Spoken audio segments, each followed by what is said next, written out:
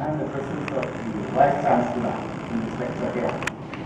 I especially thank Professor Kumar, the veteran of promotion of Latin American studies in India, and he embodies the Latin American spirit. The Latin Americans say that we don't stop having fun when we are old. We become old only when we stop having fun. So he is having a lot of fun with Latin America and citizens of Vienna. I'm glad to see that the Pondicherry University, through this international studies, research and activities, has kept a window to the world from this part of India. And it is living up to the dream and vision of a local Pondicherry poet, Puratchi Kavinya Bharatidasan. He sang about the glory and the pride of Tamil language and literature, culture and history. But he was not chauvinistic. He was pan-Indian in outlook, and he had a global vision, and he felt for the humanity. That's why he wrote Pudiyador Ulakam Seivo Kottu Murase Ellorkum Nallimbam Ellorkum Selvangal Ettum Vilangadam.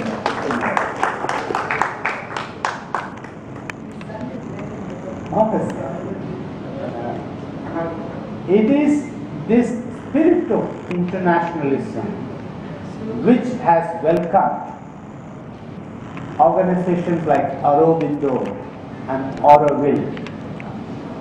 And not only that, Pondicherry has attracted internationalism here, where people from different countries of the world are here to create and experiment with the new world, with the new ideas. But also Pondicherrians have left their footprint in other parts of the world, mainly in France. But I came across two Pondicherrians in Latin America. There's one, a young man called Rajesh Vairam. He's a telecom engineer. Now he started his own company in Paraguay, and he's married to a Paraguayan girl. He's settled there for good. Then I met another interesting Pondicherrian called Aziz Abdul from Pondicherry. He speaks Vietnamese, holds a French passport, and lives in Argentina producing wine. That's what globalization has become. Because his father married a Vietnamese, and that's how his mother tongue is Vietnamese. He studied IT and went to work in a large publishing house in France. And once he made enough money, he realized, although he's a Muslim, that his passion was for wine. So he came to Argentina, bought a vineyard, and he's producing his own wine. It's a remarkable journey for a Pondicherrian to go through Vietnam and France to Argentina producing wine. I would give you an overview of Latin America. But to understand the region, you have to understand the people of Latin America, the Latin Americans. The Latin Americans are fascinating and friendly people. They are cheerful, lively, free-spirited. Their philosophy of life is, in these words, of an Argentine pop singer called Axel, one of my favorites. He sings, "Celebra la vida, segundo a segundo, nada se guarda, todo se brinda," in Spanish. It means celebrate life, second to second. Don't hold anything, give out everything. That is the spirit and philosophy of the art of enjoying life in Latin America. But friends in India, they ask me, what is the difference between Indians and Latin Americans?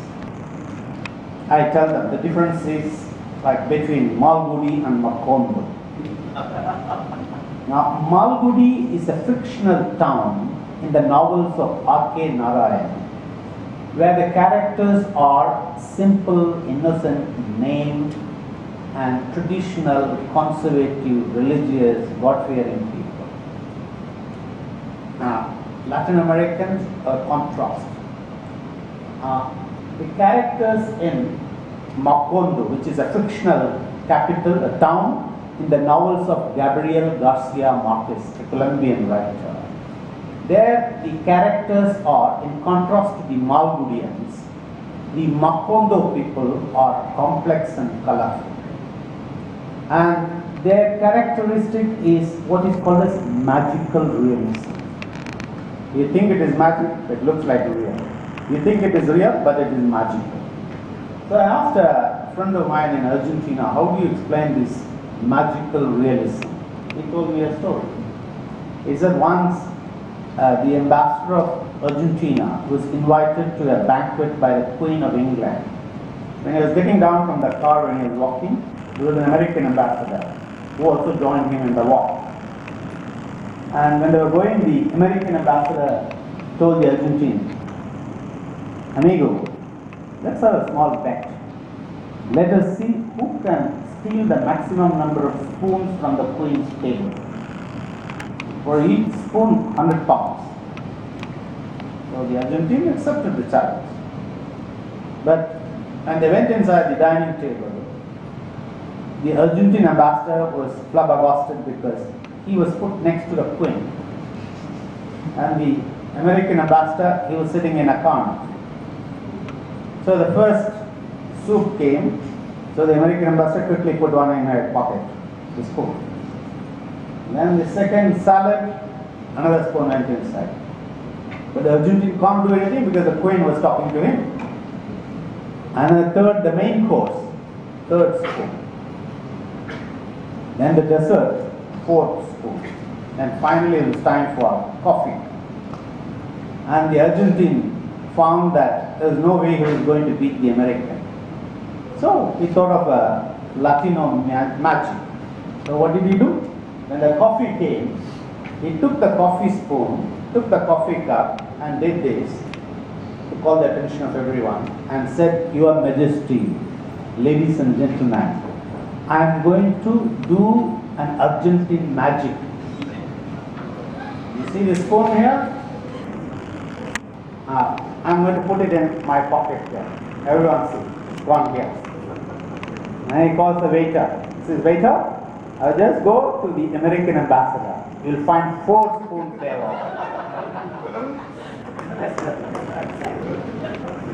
That's how the Argentines won with the Argentine magic. But the Brazilian friend of mine, he gave me another explanation for magical realism. There's a Brazilian celebrity who is being interviewed in the TV. So the interviewer asks him about various things and then comes to some personal stuff and asks the Brazilian celebrity, "Senor, do you smoke?" The Brazilian said, "No." Second person, "Senor, do you drink?" "No." Third person, "Do you take drugs?" "No." Fourth, "Do you do etc.?" "No." So the interviewer put the book down and said, "Come on, in life no one is perfect. Everyone has some vice, some defect or other. So what is yours?" So the Brazilian celebrity looks at him and says, "Sometimes I lie." Very small vice. People also ask me, what is the difference between North and South America?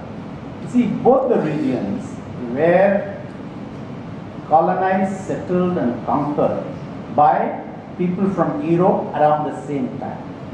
North America has become prosperous, become superpower, and South America has remained as a third world. So what is the reason? Now, the sociologists and the history professors give this reason. The people who went to North America were rebels who wanted to leave their oppressive places in Europe. In North America, the key to success was know-how. In South America, it is know-who. Like in India. These are the differences. But my Latin American friends, they have a sense of humor. They compare themselves to other people in the world. They say the difference between heaven and hell is this. Heaven is a place where you have French as cooks, British as policemen, Germans as technicians, Swiss as financial managers, and Latinos as lovers.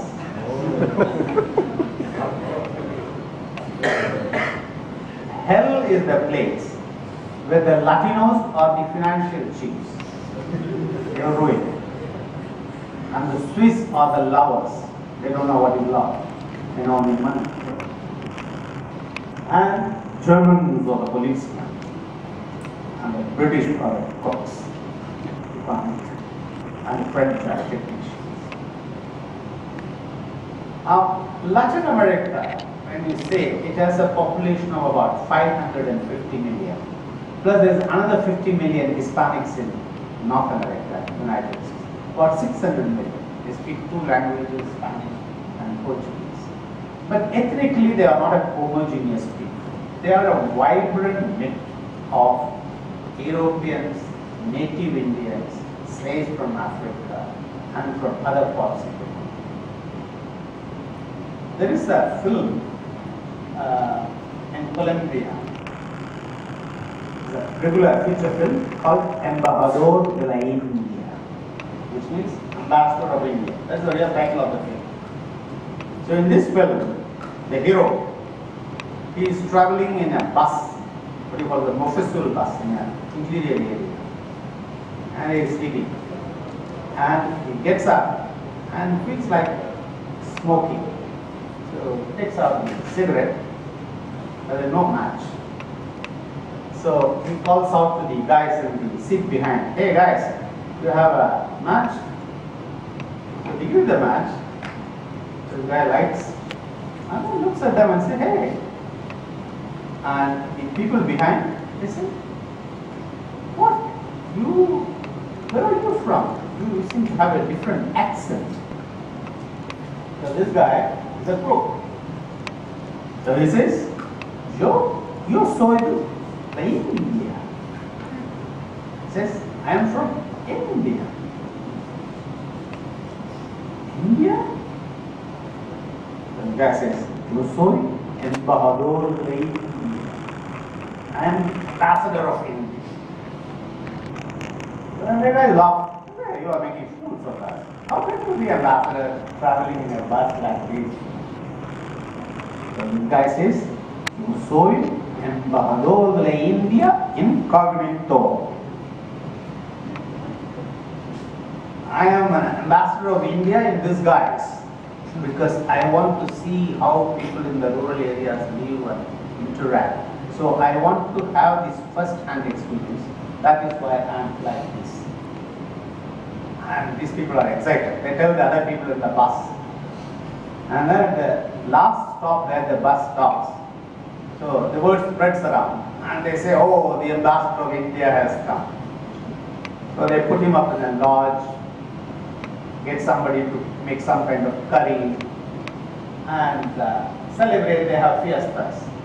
And then they say, "Oh, we want to see you as a real embajador to India, like a Maharaja."